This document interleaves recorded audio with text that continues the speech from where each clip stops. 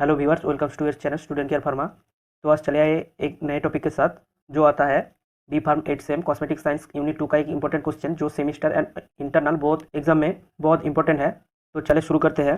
पहले आता है कोल्ड क्रीम का definition. Cold cream is an emulsion of water in oil. Cold cream basically एक इमल्सन है जिसमें वाटर ऑयल फेज में डिजोल्व होता है। The main principle of cold cream involve slow evaporation of water phase which leads to cooling sensation. मतलब cold cream का main principle है, मतलब स्लो इवापोरेशन करता है वाटर फेज का, जिसके थ्रू हम लोगों को कूलिंग सेंसेशन एक फील होता है। Borax bees wax are used as an emulsifying agent. मतलब कोल्ड क्रीम एक वाटर इन ऑयल इमल्सन है, इसलिए एक यहाँ पे इमल्सिफाइंग एजेंट यूज होता है जहाँ पे बोराक्स बीज वॉक्स यूज होता है। अब चलते हैं फॉर्मुलेशन ऑफ कोल्ड क्रीम। पहले ही बताया cold cream oil phase and aqueous phase मतलब वाटर फेज से बनता है। पहले ingredient quantity percentage W/W and purpose.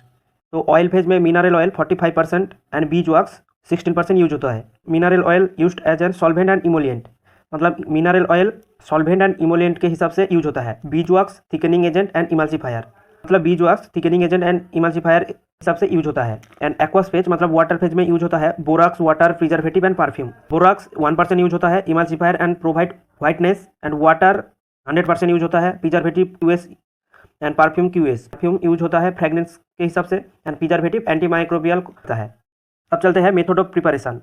Heat the mineral oil and bees wax in a jacketed vessel at 75 degree Celsius and maintain heat. पहले mineral oil and bees wax को एक jacketed vessel में 75 degree Celsius से heat करना पड़ता है and heat को वो मेंटेन करना कांस्टेंट करके रखना चाहिए।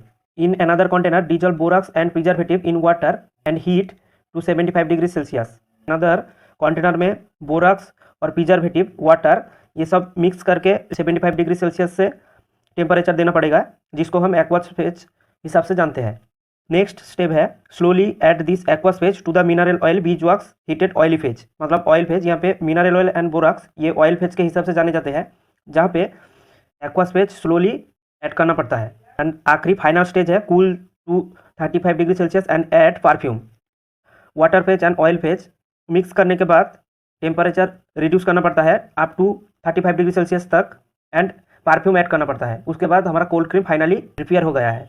Vanishing cream gets the name from the fact that it leaves to trace when rubbed into the skin. मतलब वैनिशिंग क्रीम स्किन में रब्ड करने के बाद ये स्ट्रेस लीव करता है, इसके हिसाब से इसको वैनिशिंग क्रीम के नाम पे जाना जाता है। These are oil in water emulsion. मतलब वैनिशिंग क्रीम O/W इमल्सन है that contain large percentage of water and stearic acid और another oleaginous components. Vanishing cream में water stearic acid and other oleaginous components large quantity में रहता है। After application the continuous phase evaporates leaving behind a thin residue film of the stearic acid. मतलब vanishing cream skin पे apply करने के बाद continuous phase evaporate हो जाता है एंड स्टेरिक एसिड का थीन फिल्म रेसिड्यू स्किन पे छोड़ जाता है।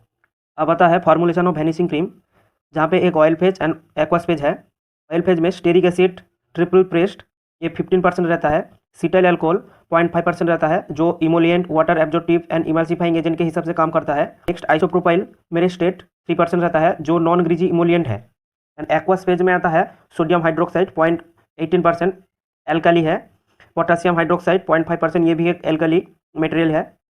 ग्लिसरॉल 5% है, ह्यूमेक्टेंट के हिसाब से काम करता है। वाटर 75.82% है जो व्हीकल के हिसाब से काम करता है। परफ्यूम क्वांटिटी इसमें यूज होता है, फ्रेगनेंस के हिसाब से काम करता है। एंड प्रिजर्वेटिव जो एंटी माइक्रोबियल एजेंट के हिसाब से काम करता है। अब जान लेते हैं वैनिशिंग क्रीम का method of preparation. Dissolve the sodium hydroxide and potassium hydroxide in water, add glycerol and preservative and heat to 80 degree Celsius.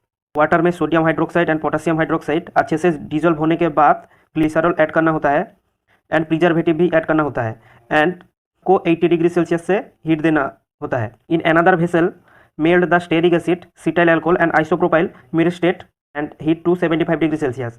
मतलब अनदर एक वेसल या कंटेनर में melted stearic acid cetyl alcohol and isopropyl myristate सब mix करके 75 degree Celsius तक heat देना पड़ता है, जो ऑयल फेज के हिसाब से काम करता है।